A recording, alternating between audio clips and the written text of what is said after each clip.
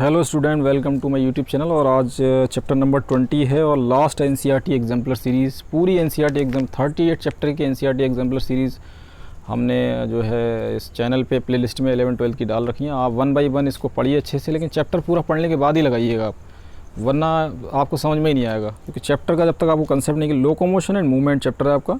Locomotion और movement is very important chapter of the animal physiology. और इसके MCQ question चलिए लगाते हैं, ज़्यादा बात ना करें। एनसीईआरटी नीट के जो क्वेश्चन है, नीट 2020 हो and so on, all question are based on the NCERT exam. क्योंकि इसमें याद रखिएगा, एनसीईआरटी एग्जाम्पलर के जो क्वेश्चन है उसमें क्वालिटी है, क्वांटिटी नहीं है। Number of question are very less and very tricky based and conceptual that increase your mental ability and that is very important for your NEET exam. चलिए question number 1 की तरफ बढ़ते हैं हम। एंड चैप्टर नंबर 20 है आपका ये। इसमें पूछा जा रहा है आपसे मैचिंग करनी है आपको। देखिए मैचिंग में देखिए, match the following and mark the correct option.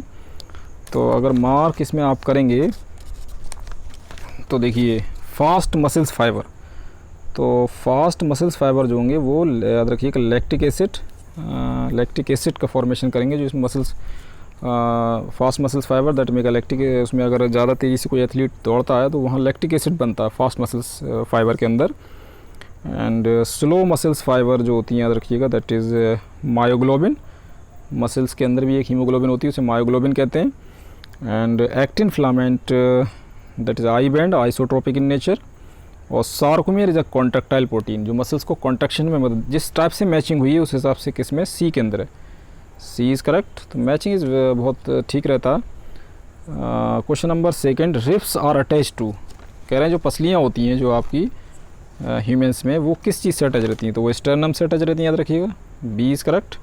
Sternum एक बीच की हड्डी है, ठीक है, उसमें कुछ फ्लोटिंग बोन्स भी हैं, कुछ नॉन फ्लोटिंग भी हैं, कुछ ट्रू रिब्स और false ribs, true ribs, false ribs और फ्लोटिंग रिब्स। जो डायरेक्टली स्टर्नम से अटैच रहती हैं वो ट्रू रिब्स कहलाती हैं, और जिनका रिब केज से एक पोर्शन अटैच रहता है वो आपकी फॉल्स होती हैं, और एक फ्लोटिंग होती हैं जो डायरेक्टली अटैच नहीं रहती हैं, जो फ्लोट करती हैं, ठीक है। तो इसका तो ribs are attach to sternum. Question number 3 की तरफ बढ़ते हैं आपको। क्वेश्चन नंबर 3, और अगर हम 3 की तरफ देखें तो क्वेश्चन नंबर 3 में क्या देखिए, which is the type of movable joint present between atlas और एक्सिस। एटलस और एक्सिस ये आपकी गर्दन के अंदर होगी, नेक के अंदर। इसमें कौन से टाइप का जॉइंट होगा, देखिए हिंग जॉइंट नहीं होगा, ना ग्लीडिंग होगा, ना सैडल होगा। तो याद रखिए पाइवटल जॉइंट पाया जाता है इसमें, जो कि आपकी गर्दन का जो मूवमेंट है वो फिक्स रहता है। देखिए ऐसा नहीं है आपकी गर्दन मूव कर रही है और गर्दन आपका भी आगे ऊपर, ठीक है, बैक एंड फोर्थ करके देखिएगा आप। जो पाइवटल जॉइंट है उसमें जो आपकी एटलस है और एक्सिस है, ये बोन्स आपस में अटैच रहती हैं, और ठीक है, ये सर्विकल का हिस्सा हैं।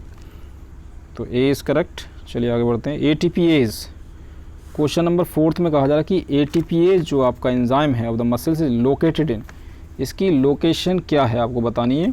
तो इसकी लोकेशन याद रखिएगा ट्रोपोनिन पे, जो कैल्शियम बाइंडिंग प्रोटीन होती है उस पे इस एटीपीएज जो एंजाइम है मसल्स में वो ट्रोपोनिन पे पाया जाता है, calcium binding protein. B is correct. Question number 5, intervertebral disc is found in vertebral column of, कह रहे हैं इंटर वर्टिब्री के बीच में, वर्टिब्री के विदिन जो डिस्क पाई जाती है वो किसके बैकबोन, किसके वर्टिबल कॉलम में पाई जाती है। तो याद रखिएगा ये मैमल्स की खूबी है। मैमल्स में क्या होता है, जो वर्टिब्री होती है बैकबोन, उसके बीच में एक डिस्क पाई जाती है। C is correct. Question number 6 काफ़ी अच्छा है, याद रखिएगा। विच one of the following is showing the correct sequential order of vertebrae in the vertebral column of human being. Humans में सिक्वेंशियल ऑर्डर क्या है, वर्टिब्री का जो बैकबोन है उसमें जो सही सिक्वेंशियल ऑर्डर है वो आपको बताना है कि सही ऑर्डर क्या है। तो अगर आप देखें सर्विकल, सबसे पहले सर्विकल होती हैं, सर्विकल 7, थोरेसिक, कुछ किताब अलग होती हैं, cervical, thoracic, lumbar, cervical, thoracic, lumbar, sacral, coccygeal. तो ये this is a most appropriate answer, that is D. D बिल्कुल मोस्ट अप्रोप्रिएट है, सर्विकल 7, थोरेसिक, लंबर, सैक्रल और कोकेक्सियल। कुछ बोन्स काफ़ी फ्यूज़ रहती हैं, तो D is correct. Question number 7, which one of the following point option is incorrect. आपको गलत बताना है कि कौन सा ऑप्शन रॉन्ग है। तो रॉन्ग में आपको पहले 3 देखना होगा कि जो है आपके 3 आपके सही कौन से हैं। तो आप देखेंगे आप तो सही कौन सा है। तो पाइवट जॉइंट अभी पढ़ा था, एटलस एक्सिस के बीच में होता है, ये बिल्कुल सही है। और ग्लीडिंग जॉइंट कार्पल्स के बीच में होता है, ये भी ठीक है। सैडल जॉइंट कार्पिल मेटाकार्पिल के, तो ये जो हिंग जॉइंट ह्यूमरस और पेक्टोरल गर्डल के बीच में बता रहे हैं, ये रॉन्ग है। A is the wrong statement. A बिल्कुल गलत जवाब है, याद रखिएगा, ये रॉन्ग स्टेटमेंट है। ठीक है, तो हिंग जॉइंट ह्यूमरस और पेक्टोरल गर्डल के बीच में नहीं होता है, इज़ करेक्ट। Question number 8। अब 8 में आपको देखिए क्या बताना है कि 8 में नी जॉइंट और एल्बो जॉइंट, नी और एल्बो जॉइंट जो है वो किस टाइप का जॉइंट है आपका। सैडल जॉइंट है, ये सैडल नहीं है। बॉल सॉकेट भी नहीं, नी जॉइंट और एल्बो। घुटने का जो है आपका, क्या ये पाइवट जॉइंट है। तो ये जो जिस टाइप का जॉइंट है याद रखिएगा, दैट इज़ ये आपका हिंग जॉइंट, याद रखिएगा, हिंज। D is correct. तो 8th का आपका डी हो जाएगा। चलिए आगे बढ़ते हैं, हिंग जॉइंट है ये। क्वेश्चन नंबर 9 की तरफ कहा जा रहा है कि macrophages and leucocyte exhibit. Macrophages होते हैं और ल्यूकोसाइट होते हैं, वो किस टाइप का मूवमेंट शो करते हैं। Which type of movement is shown by these.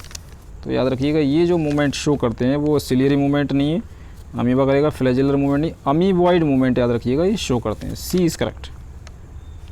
चलिए आगे की तरफ बढ़ते हैं। And question number 10, which one of the following is not a disorder of bone. Bone का डिसऑर्डर कौन सा नहीं है। आर्थराइटिस है, ऑस्टियोपोरोसिस है, रिकेट्स है, एथरोस्क्लेरोसिस है जो कि प्लेग बन जाता है एक काफ़ी आर्टीज़ के अंदर। तो डी ये आपका बॉडी फ्लूइड एंड सर्कुलेशन से आर्टीज़ के पार्ट है, ये बोन का डिसऑर्डर नहीं है। D is correct. Question number 11 की तरफ बढ़ते हैं कि विच वन ऑफ द फॉलोइंग, आपको 11 क्वेश्चन में बताना है कि कौन सा स्टेटमेंट आपका जो है इनकरेक्ट है कि heart muscles are striated and voluntary. जो हार्ड मसल्स हैं वो कैसी हैं हार्ड मसल्स आपकी, वो क्या स्ट्राइटेड और इनवॉलंटरी हैं। तो इनवॉलंटरी तो हैं, ये तो बात बिल्कुल सही है कि इनवॉलंटरी है। एंड ये बिल्कुल सही है। The muscles of the hand and legs are striated and voluntary, ये भी सही है। The muscles located in the inner wall of alimentary canal are striated involuntary, striated और इनवॉलंटरी। तो ये बिल्कुल गलत हो जाएगा, याद रखिएगा कि जो inner wall of alimentary canal की जो अंदर की वॉल होती है उसके अंदर जो है आपका इनवॉलंटरी और स्ट्राइटेड। इनवॉलंटरी तो होगा, स्मूथ मसल्स होंगी। तो C is the incorrect statement. 4th पढ़ने की आपको ज़रूरत ही नहीं पड़ेगी। अगला क्वेश्चन देखिए आते हैं। चलिए, मसल्स लोग in the reproductive tract are unstriated and involuntary, ये बिल्कुल सही है वाला जो ये पॉइंट है, ये सही है, वो गलत पूछा था उन्होंने।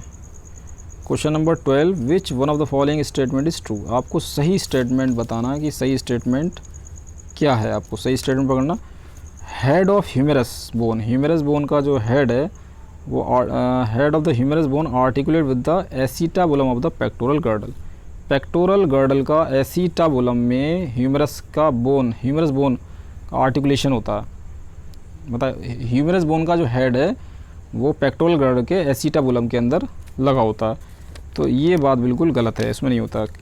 अब अगले में क्या जा रहा है, head of humerus bone articulate with the glenoid cavity of pectoral, बिल्कुल सही बात है। जो पेक्टोरल गर्डल की ग्लिनोइड कैविटी है उसके अंदर ह्यूमरस का हेड लोकेटेड होता है।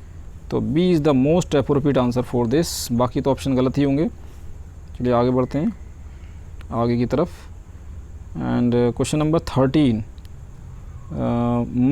Muscles which are characteristic of striation and involuntary. कह रहे हैं मसल्स में एक तो स्ट्राइएशन हो और स्ट्राइएशन की खूबी और इनवॉलंटरी, ये इस टाइप की जो मसल्स होती हैं वो कहाँ पाई जाती हैं आपको बताना है। वेयर इट इज़ लोकेटेड, तो इनकी लोकेशन क्या वॉल ऑफ एलिमेंट्री कैनाल में होती है, बिल्कुल गलत। मसल्स ऑफ द हार्ट, ये बिल्कुल सही है। हार्ट मसल्स में स्ट्राइएशन भी होता है और इनवॉलंटरी भी होती है। B is the most appropriate, locomotion वाली नहीं होती ना, मसल्स ऑफ आईलिड होती हैं।